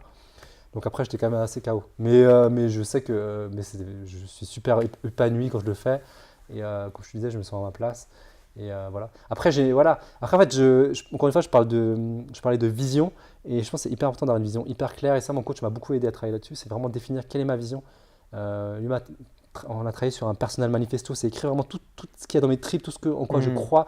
Vraiment mon credo, donc de le rédiger. Donc c'est un truc que j'ai fait, que je mets constamment à jour aujourd'hui, qui m'aide beaucoup. Donc ça, c'est vraiment, c'est une base de ma vision, de dire aussi où je veux aller et d'avoir une vision claire. Me permet aussi de faire mes choix aujourd'hui, de qu'est-ce que je suis en train de construire. Et j'ai une vision un peu plus long terme, et je sais que ce que je fais est vraiment aligné avec ma vision plus long terme, qui est aussi de faire du coaching et de la formation. Mais j'aimerais vraiment, à terme, former des gens qui sont peut-être un peu moins, qui ont moins accès à ça. Là, aujourd'hui, je forme des gens qui sont quand même des gens qui se débrouillent déjà assez bien, qui ont quand même des moyens financiers, pas exceptionnels, mais qui ont les moyens quand même de payer des formations par exemple, à 500 euros ou à 1500 euros, qui peuvent être étalés sur 12 mois, mais ça reste quand même certains budgets. Mais j'aimerais bien aider des gens qui, par exemple, sont de sorte de quartiers défavorisés, aller pouvoir en Afrique, pouvoir aider des gens voilà, qui aider le développement économique de pays du tiers-monde, etc. Donc voilà, ça c'est la vision plus moyen à long terme, mais je sais que ce que je fais actuellement est aligné. C'est-à-dire que c'est une étape. Et que si j'arrive à faire grossir mon business Freelance Boost, j'arriverai à un stade où peut-être que je pourrais justement avoir assez d'argent. C'est ma vision aussi, c'est la surabondance. C'est de se dire, je crois que Dieu bénit en surabondance et que le surplus va toujours permettre de bénir d'autres personnes. Et que le surplus, c'est pas pour moi, pour m'enrichir ou ma famille ou ma maison, quoi que ce soit. Non, c'est pour pouvoir bénir plus. Donc, je crois à ce qu'il y aura plus et que ça, je bosse avec un gars qui s'appelle Uriel Méniassan, on bosse ensemble et on a tous les deux cette vision de se dire on veut impacter largement aider ceux qui sont beaucoup moins de moyens, aider justement l'Afrique, l'Asie, et que toute la surabondance va permettre à ça en fait. Mais ça, je sais que ça prend du temps, mais voilà, c'est étape par étape. Donc aujourd'hui, tu te sens prêt pour gagner encore plus que tu gagnais avant ton année sabbatique ou... Ouais, en fait, ouais, je gagnais bien. parce que tu gagnais Maintenant, je gagne moins, mais je suis plus épanoui et beaucoup plus en paix. Je suis plus un peu tiraillé comme avant. Mais en termes de vision, je vise clairement plus, moins. Je suis moins focus sur l'aspect succès que j'avais avant. À un moment donné où j'avais justement, j'avais un peu dévié, je pense. Aujourd'hui, j'ai beaucoup plus centré sur cette vision en fait, sur cette vision que je sais que gagner beaucoup plus va me permettre de pouvoir impacter beaucoup plus, tu vois, de toucher beaucoup plus de personnes. Donc c'est beaucoup moins centré sur mon propre enrichissement au succès personnel. Ouais, je vois. Donc voilà. D'accord. Et comment tu fais? Parce que tu m'as aussi me parlais tout à l'heure de ce que tu avais appris, un truc intéressant pendant ton année sabbatique, c'était le travail en équipe. Mm. Et aujourd'hui, justement, même comment tu manifestes ça à travers ton job de maintenant, tes projets, etc. Comment tu manifestes ça vraiment? Parce que tu parles justement d'avoir plus d'impact, une vision plus grande. Ouais, c'est ça. Et Déjà, que- si tu vois, c'est marrant parce qu'à l'époque, je me disais tout le temps, faut bientôt que je sois millionnaire. C'était un peu mon credo avant. Genre, je dis pas credo, mais je disais ça en mode, voilà, c'était un objectif à atteindre, voilà, de D'accord. devenir millionnaire. Encore une fois, bien sûr, c'était dans l'idée aussi de pouvoir avoir beaucoup, pouvoir bénir plus. Mais bon, encore une fois, je pense que c'était pas bien défini. Aujourd'hui, je suis un peu plus précis. C'est que déjà, j'ai beaucoup plus conscience que si je veux atteindre par exemple 1 million de chiffre d'affaires, il faudra que je construise une équipe. Tu vois, avant, je disais ça alors que je n'avais pas vraiment une vision de travailler en équipe, etc. Donc, c'était pas réaliste. Tu peux pas faire 1 million en faisant tout seul. C'est juste impossible, quoi. Bon, peut-être qu'il y en a quelqu'un qui sont arrivés dans ce monde, mais c'est juste, pour moi, c'est pas quelque chose qui est possible. Ça passe beaucoup par le travail d'équipe. Donc, c'est les fondations du travail d'équipe. Donc, aujourd'hui, ça fait 3 années que je travaille avec un gars qui s'appelle Uriel Ménation. On a bossé ensemble sur créer une formation pour les indépendants. Ok. Et aujourd'hui, quand je suis revenu d'Israël, clairement, j'ai dit, il faut que j'accentue, je fortifie cette collaboration. Elle devient beaucoup plus forte. On travaille beaucoup plus en équipe ensemble. Et du coup, je suis revenu avec et c'est ce que je lui ai proposé. Et du coup, on a trouvé un format où maintenant, où j'essaie de plus l'impliquer. Et d'être vraiment plus en mode équipe, de prendre les décisions ensemble, etc. Donc vraiment de fonctionner comme des associés. Ouais, d'accord. En fait, on a signé un contrat où on fonctionne comme des associés. D'accord. Du coup, voilà. Donc déjà, le fait que maintenant mon business ne m'appartient même plus qu'à moi, il appartient à lui, à moi, on est déjà deux en fait. Et donc je sais que l'étape d'après, si par exemple, on parle d'objectifs chiffrés, chiffre d'affaires 1 million, je sais très bien qu'il y a plein d'étapes qui vont être de devoir trouver des personnes, une équipe. Un exemple tout simple, j'ai vendu une formation il y a juste 1 ou 2 semaines. J'avais un objectif énorme au niveau chiffre, j'ai fait beaucoup moins, mais j'ai atteint le chiffre. Je pense que je ne pouvais pas faire plus en étant tout seul en fait. Si j'avais eu plus de gens qui avaient acheté ma formation, j'aurais pas réussi à suivre tout le monde. Parce que là, du coup, j'ai quand même une vingtaine de personnes qui ont acheté ma formation, que j'essaie de suivre. Tout seul, suivre 20 personnes, c'est pas simple déjà. Je sentais que j'étais déjà un peu limite. Et si j'avais eu 40 personnes ou 50 ou 100, j'aurais été juste totalement débordé. En fait, je me suis dit, si je dois fixer des objectifs plus gros, il faut que je prépare le terrain en me disant, bon, j'anticipe déjà et j'ai déjà un assistant avec moi qui va m'aider sur cette formation, la prochaine promo, la prochaine fois que je lance une formation et qu'il y a des gens qui s'inscrivent, on est déjà 2, donc je peux encaisser 2 fois plus d'étudiants. Donc ouais, et toute cette prise de conscience maintenant où j'essaie justement de mettre de bien caler ça en fait au niveau équipe, voilà, pour faire grandir l'activité, quoi. Ouais, ça multiplie tes forces, quoi, largement. Ouais, c'est clair. Ouais. C'est clair, ouais. Ouais, j'aime bien ce principe de la synergie 1 + 1 = 3. Tu connais? Non. Ouais, la synergie, en Pour fait, moi, c'est 2. En fait, c'est un livre, les 7 habitudes de ceux qui réussissent tout ce qu'ils entreprennent, tu connais? Je connais le livre, mais je ne l'ai pas lu. Je t'encourage vraiment à le lire. Effectivement, c'est un gros classique, c'est un gros best-seller. Mais par contre, celui-là, je le recommande vraiment à tout le monde de le lire.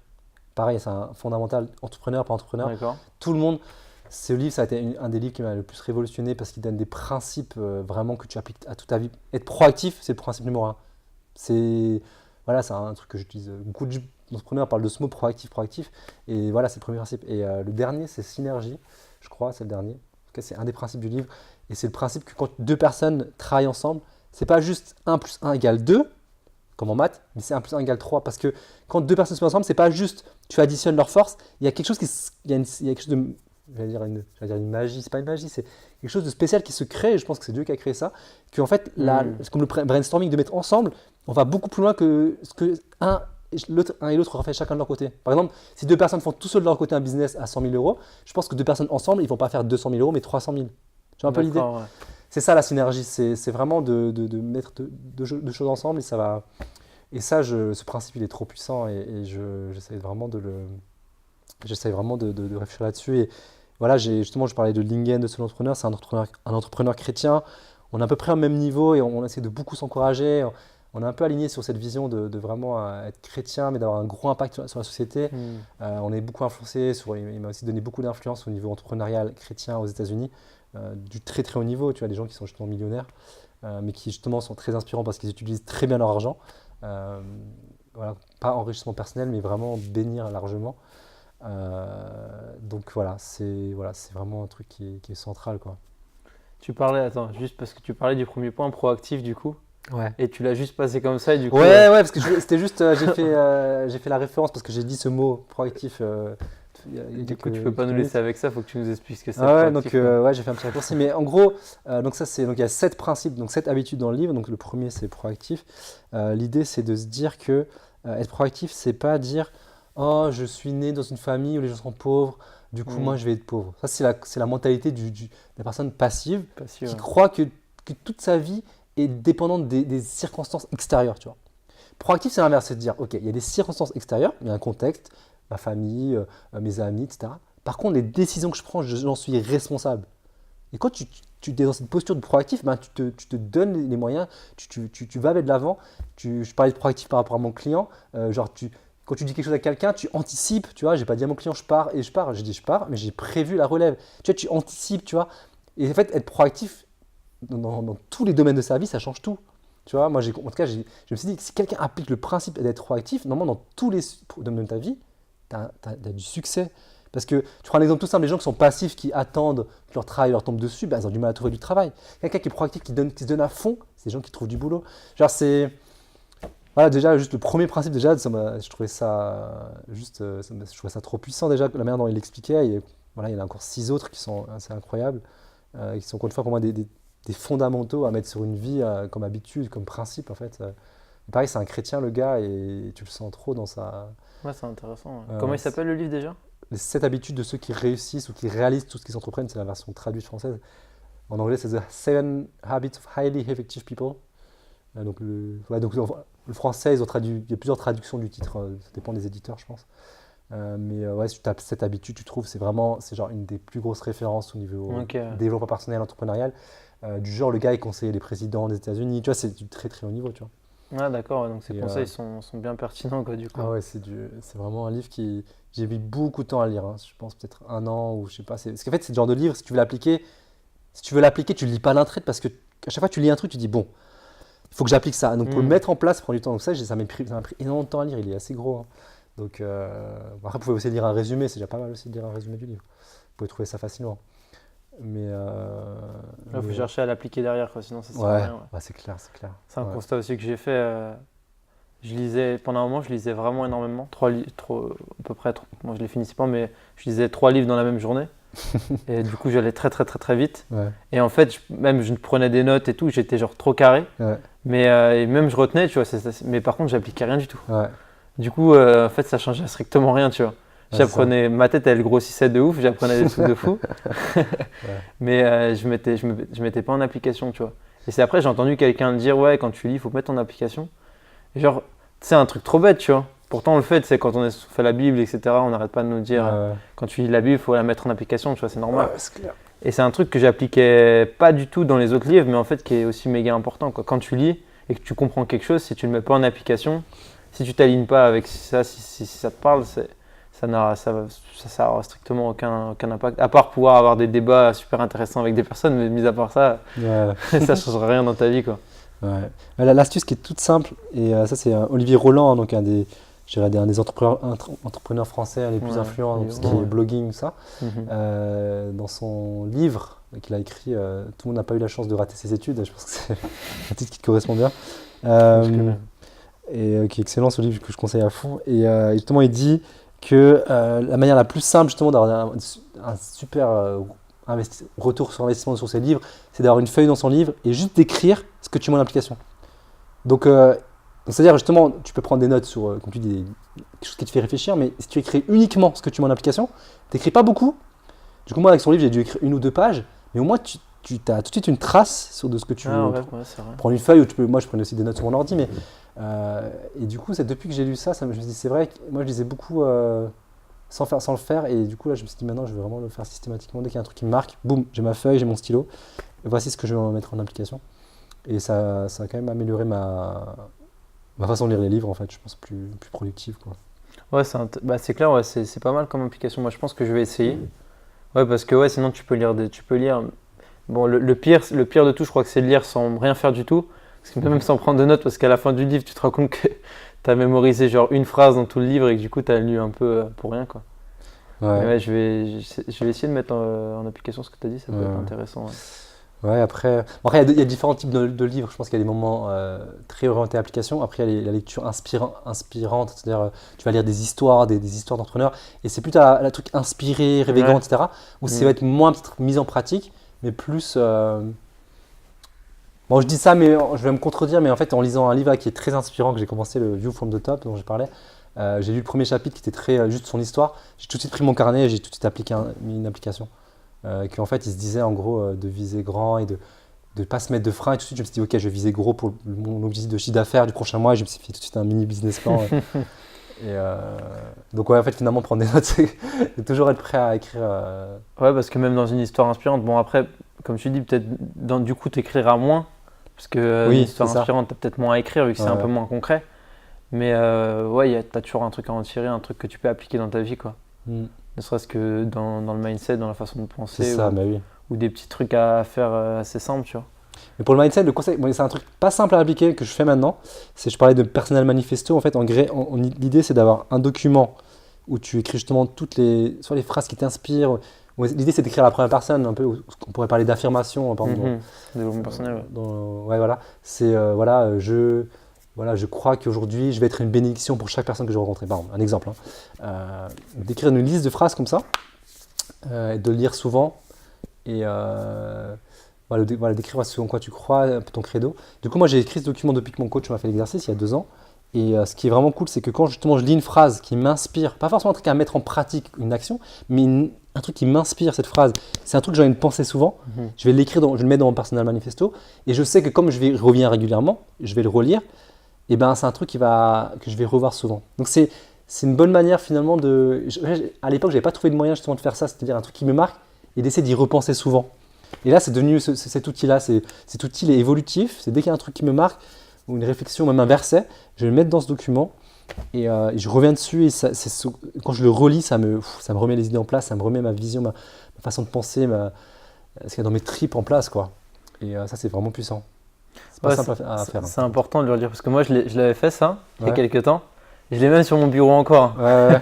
Et comme je le lis jamais. En fait, c'est ce que c'est ce qui arrive à beaucoup de gens. Mais en fait, il faut le mettre à jour, c'est ça la clé en fait. C'est ça que j'ai capté. C'est-à-dire, si tu te dis, de se dire, j'ai un truc qui m'a marqué, je l'ouvre et je le modifie, ça va t'habituer à retourner dessus. Moi, c'est ça qui fait que j'arrive à le relire. Je le lis pas tous les jours, mais c'est une habitude du coup parce que je reviens dessus, je l'améliore, etc. Mais du coup, ta vision et ça, c'est à peu près la même chose, non? Ou c'est Il y a encore 2 choses. En fait, différentes? ça c'est la vie. En fait, quand on dit vision, on peut parler je dirais, on peut découper la vision en 2 choses. On peut parler de vision d'objectifs à atteindre, chiffrés, Ok. par exemple, dans 5 ans, j'aimerais atteindre ça. Et il y a le côté, voici comment je veux vivre mon quotidien, quelles sont les valeurs que je veux porter, etc. Donc c'est un peu complémentaire, je ne sais pas comment différencier les deux. Je dirais, d'un côté, il y a plutôt les objectifs peut-être plus chiffrés, et de l'autre côté, il y a plutôt c'est ça, le lifestyle, les pensées que je veux avoir, la mentalité que je veux avoir, tu vois. C'est pas vraiment chiffrable la mentalité, tu vois. Être une bénédiction pour quelqu'un, tu chiffres pas, tu vois. C'est pas un truc, d'ici 5 ans, je vais être une bénédiction pour les gens. C'est tous les jours, je vais être une bénédiction pour chaque personne que je rencontre, tu vois le truc. Donc pour moi, c'est 2 documents que j'ai justement en parallèle qui sont complémentaires, tu vois. Il y en a un qui c'est un peu ce qui te fait vibrer dans tes tripes. Ouais. Et l'autre, c'est un peu le côté intellectuel de comment faire en sorte que Ouais, ça. voilà, c'est ça, plus orienté plan d'action, effectivement, ouais. C'est plus ça. Ouais. Ok, ouais. Ouais. Ah, c'est intéressant, ouais. Et en plus, j'avais le sentiment qu'il fallait qu'on revienne sur la vision. Comment tu définis une vision en gros? Comment tu peux définir une vision? Comment on peut définir une vision? Ben, je pense quand même, en tant que chrétien, il y a... Ouais, c'est vraiment de se dire, premièrement, je veux vraiment mettre mes dons, mes talents au service de Dieu et d'avoir vraiment la meilleure contribution que je peux apporter à ce monde. Déjà, d'avoir déjà ça dans son cœur, c'est déjà pour moi la C'est première déjà- étape. Et qu'après, de se dire, bon, ok, comment justement utiliser au mieux mes talents, mes dons, demander à Dieu. On parlait tout à l'heure de explorer, de faire des choses. Peut-être des fois, on a du mal, on ne connaît pas trop ses dons, on ne sait pas trop. Mais en faisant plein de choses, quand tu rends service, quand tu fais des choses, moi, quand j'étais vraiment assez jeune, j'ai testé beaucoup de choses. Hmm. Tu rends service avec les enfants, tu fais de la musique, tu fais plein de choses. Et à force d'explorer, tu trouves peut-être, tu vas un peu te spécialiser, tu vas identifier un truc où tu es vraiment meilleur et une vision va commencer à naître. Moi, je pense que la vision naît en étant des hommes d'action, tu vois. C'est-à-dire le petite chose que tu peux faire, tu le fais. Et le petit pas que tu peux faire, et qu'au fur et à mesure, en faisant, en servant, par-ci, par-là, il y a une vision qui commence à naître, tu vois. Voilà, après, je pense que c'est pour chaque personne qui a une vision, je pense que ça se fait très différemment, en fonction des profils des personnes aussi, je pense. Mais je crois aussi, j'ai lu une phrase qui est dans un livre de Alain Auderset, Rendez-vous dans la forêt, son tome 2, qui est hyper inspirant. Et il a dit un truc qui m'a marqué, c'est en gros, c'est demander à Dieu de bénir ses projets, c'est demander un service. Accomplir les projets de Dieu, c'est être un serviteur. Franchement, ça m'a punchline de ouf, j'ai fait. Ouais, Waouh. c'est vrai.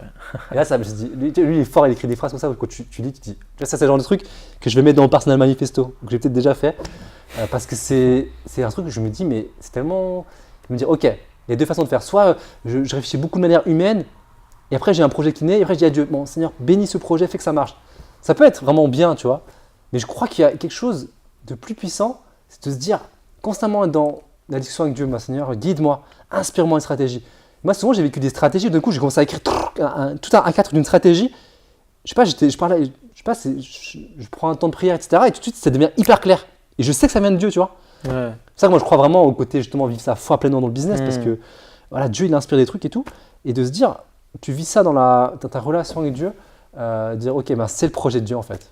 Je me suis dit, pour ce podcast, je me disais, j'avais envie que la chose qui ressorte, ce soit vraiment que je me rends compte que Dieu, en fait, en fait, c'est vraiment Dieu, et tout est grâce à Dieu, tout ce que je vis, tu vois, au niveau entrepreneurial, un certain succès entrepreneurial, entre guillemets, vraiment, tout est juste miraculé, ça vient de Dieu. Et par exemple, si je prends Freelance Boost, j'ai voulu abandonner, en fait, plusieurs fois, genre, surtout là, je pensais vraiment abandonner ce projet, passer à autre chose, et ça m'est vraiment revenu fortement, et j'ai une conviction, j'ai l'impression que c'est Dieu qui me la mettait, qu'il fallait que je persévère.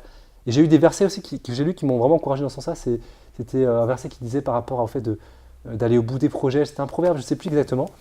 Mais voilà, je sentais vraiment que Dieu me poussait à aller au bout. Et aujourd'hui, quand je vois la manière dont ça se passe, je sens vraiment que c'est Dieu qui m'a insufflé le fait de continuer à développer ce projet. Tu vois. Ok, bon, aujourd'hui, je suis le serviteur de Dieu et c'est son projet en fait. Il lui appartient en fait. Et de toujours se dire ça appartient à Dieu, c'est pas mon projet, ça appartient à Dieu.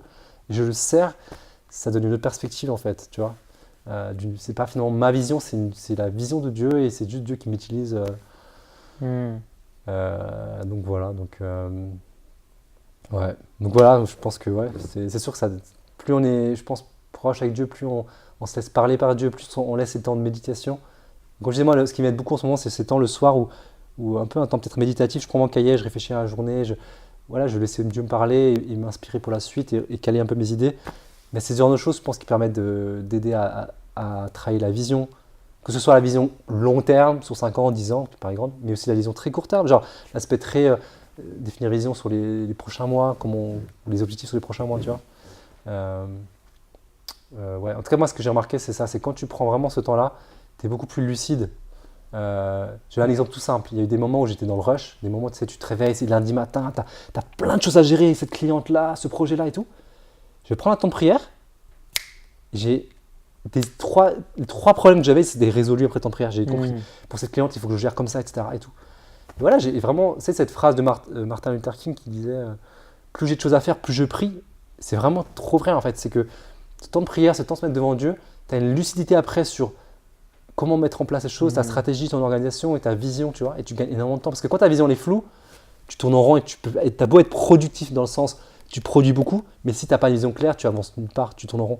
Mais justement, quand tu prends du temps, ta vision, elle s'éclaire. Et moi, effectivement, c'est passé par l'année sabbatique où ma vision s'est vraiment éclaircie. Et aujourd'hui, ma vision est beaucoup plus claire. Alors qu'avant, je te disais, j'étais vraiment tiraillé dans tous les sens. Je ne savais pas où aller. Je faisais plein de choses. Je testais plein de choses et j'allais dans tous les sens. Et le fait de prendre du temps, je pense, du recul. Le sabbat, c'est un principe. J'ai pris une année sabbatique. C'est un principe biblique. Hein. Tous les 7 ans, tu prends une année sabbatique. Ça peut être le respect du sabbat, c'est-à-dire journée par semaine, tu es vraiment off. Tu prends des temps, tu vas dans la nature, tu te poses, tu prends un cahier. Tu vas vraiment te prendre du temps. Ça, on ne sait pas le faire dans notre société moderne. De faire. Michael Hyatt, un entrepreneur américain chrétien, il a écrit un livre qui s'appelle Living Forward, donc un livre qui permet justement de réfléchir à un plan de vie. Et justement, ce qu'il conseille, c'est tous les trimestres, je crois, prendre une journée que pour ça. Tu te poses, tu prends du recul, tu réfléchis à la stratégie, mais tu te mets devant Dieu, tu vois.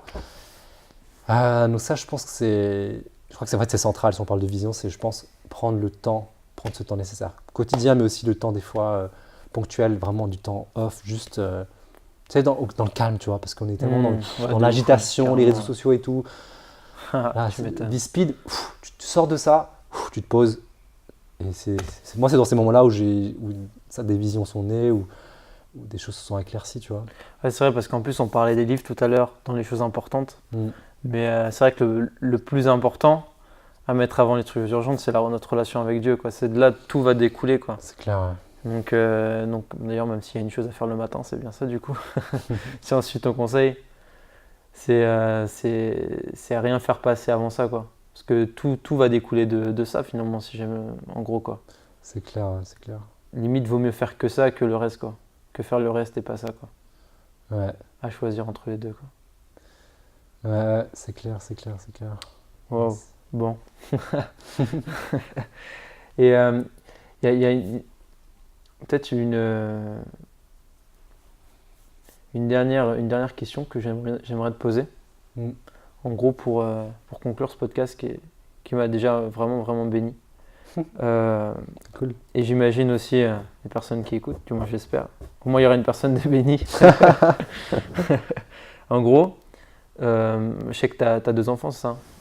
Ouais. Si tu avais 1 ou 2 conseils à leur donner, si tu n'en avais que 1 ou 2 conseils à leur donner, c'est vraiment difficile comme question, j'imagine. Elle est trop stylée cette question. Si t'avais une question que je poserais un conseil maintenant ou un conseil genre quand je serai adulte, genre? Bon, maintenant ça va être difficile pour eux de comprendre, mais quand ils vont arriver, je sais pas, à un âge où ils vont commencer à se poser certaines questions, on va arriver peut-être 15-16 ans. Si tu n'avais que 2 conseils à leur donner, peut-être 1, à part si tu en as un, mais je dis 2 pour que tu aies un peu de marge au cas où, tu vois. Ça serait quoi? C'est une question intense. Ouais, je vais essayer de trouver un truc inspirant. C'est sûr, si on n'avait que 1, qu'est-ce que je dirais? Ou 2, hein. Pas de souci. Hein. Bah, c'est sûr que déjà mettre Dieu vraiment au centre de tout ce que tu fais, genre je peux pas ne pas dire ça. Que Dieu soit la source vraiment de tout en fait. Moi, en fait, ouais, par exemple, un exemple tout simple de trucs que j'aime trop, que j'arrive à faire de temps en temps, j'y arrive pas tout le temps, mais par exemple, quand je fais du coaching, de me dire, je prie pour ces personnes-là avant, tu vois, vraiment que Dieu m'inspire pour que je reçoive bénédiction pour eux, ça change tout en fait dans la perspective de vivre les choses, tu vois. Dans deux choses, tu peux toujours vivre une seule chose, tu peux le vivre totalement de manière très différente. Soit je dis, bon, bah, faut que je performe, ou voilà, faut que je fasse du bon chiffre d'affaires, ou soit d'un côté, tu te dis, ben, c'est une personne, je vais vraiment être une bénédiction pour elle. Voilà, de croire que voilà, là où je suis, je peux vraiment m'utiliser. Voilà, c'est en tout cas, première chose de se dire voilà, que dans tout ce que je fais, vraiment, Dieu est vraiment au centre. J'aime bien un podcast que j'ai écouté un tout petit peu, ça s'appelle God in All Things. Je sais pas si tu connais. Non. C'est un Américain qui parle justement de l'idée que Dieu est vraiment dans tout, dans les petites choses. Et ça, c'est vrai que j'aime beaucoup cette idée de se dire, ça casse un peu le côté religieux où on dissocie. Bon, je vais à l'église, je vais prier, je rentre chez moi, je vais délirer, je vais jouer à la play. Genre, tu vois, de dire, je dissocie trop, tu vois, le moment spirituel du moment où je me fais plaisir. De se dire que Dieu est dans tout, en fait. Et Dieu est dans les moments où on se fait plaisir. Il aime beaucoup qu'on se ressource. D'arriver à voir Dieu dans tout ce qu'on fait, en fait. Ça, c'est un truc que j'aurais vraiment envie de transmettre à mes enfants. Ouais, qu'ils le voient vraiment comme... ouais. Ma fille qui a finalement que 5 ans, elle commence pas mal déjà à comprendre ça, en fait. À comprendre que Dieu, il est vraiment dans son quotidien en fait. Et finalement, finalement, je vais pas attendre 15 ans pour essayer de lui transmettre ça. Finalement, parce que je me rends compte que ma fille de 5 ans, elle comprend déjà beaucoup de choses par rapport à Dieu. Et voilà, du coup, je réponds pas exactement à la question, mais on se rend compte avec ma femme en ce moment que vraiment, elle vit des choses avec Dieu fort, tu vois, qui est déjà une sorte de transformation. On voit des changements, comme si il se passe quelque chose dans notre relation avec Dieu, quoi. Ouais, bref, tout ça pour dire qu'un enfant peut déjà comprendre beaucoup de choses très jeunes en fait. Voilà. Sinon, En fait, je t'avouerai pourquoi je t'ai dit 2 parce que je savais que le premier ça allait être ça. ouais, Je me suis dit- c'est vrai que c'est. Du coup, je me suis dit, bon, je vais en laisser un deuxième, comme Ouais, ça, le c'est ça. deuxième. Deuxième chose, je dirais. Ouais, je dirais Ouais, c'est vraiment pas facile comme question. Ouais, je dirais peut-être un truc du genre. Ouais, de vraiment. Ouais, j'hésite un truc du genre vraiment identifier ses dons, genre identifier ses forces et vraiment les utiliser au mieux. Mais je dirais même au-delà de ça, avant de parler des dons, je pense que c'est vraiment de dire servir les autres en fait. Je pense que c'est juste servir les autres. Tu vois, avoir un cœur de serviteur. Tu vois, c'est les gens qui ont ce cœur-là, ça fait toute la différence dans la société. Tu vois, on est dans une société où beaucoup de gens quand même finalement vivent pour eux et quelqu'un qui veut servir l'autre, c'est-à-dire vraiment le bénir, l'encourager, qui a cette intention-là. Ouais. Ma femme, elle m'insiste beaucoup sur ça, parce qu'elle a souvent des petites attentions très simples où elle bénit les gens de manière assez surprenante. Tu vois, genre, elle va avoir quelqu'un qui va être son prof, elle va lui acheter un cadeau. Tu vois, elle va avoir des intentions comme ça de bénir les autres. Genre de réflexe que moi, je n'aurais pas forcément. Mais voilà, ouais, un truc. Ouais, voilà. Je sais pas. Et ouais, voilà, quoi. Je pense que. C'est pas mal. En gros, je résume ce que Jésus disait. Quels sont les 2 plus grands commandements? Aimer Dieu et aimer son prochain. Ouais. Ah, j'avoue. Ouais. J'ai fait la version. La version Jonathan. Ouais. Bah, ça reste finalement les 2 choses les plus importantes, je crois. Non, t'as raison. Ouais. C'est assez dur ouais, C'est une question, tu m'aurais laissé 2 heures pour la préparer, j'aurais peut-être fait un truc plus élaboré, peut-être. Ouais, c'est une question hyper intéressante. Ça revient à ce qui est au fond de soi, en fait, justement. Ouais. Bah écoute, ça marche déjà, les réponses sont aussi très satisfaisantes. Et bah écoute, merci beaucoup pour le temps que tu m'as accordé et le temps que tu nous as accordé parce que je suis pas tout seul à avoir entendu ça. Et puis j'espère à très bientôt. Yes, à bientôt.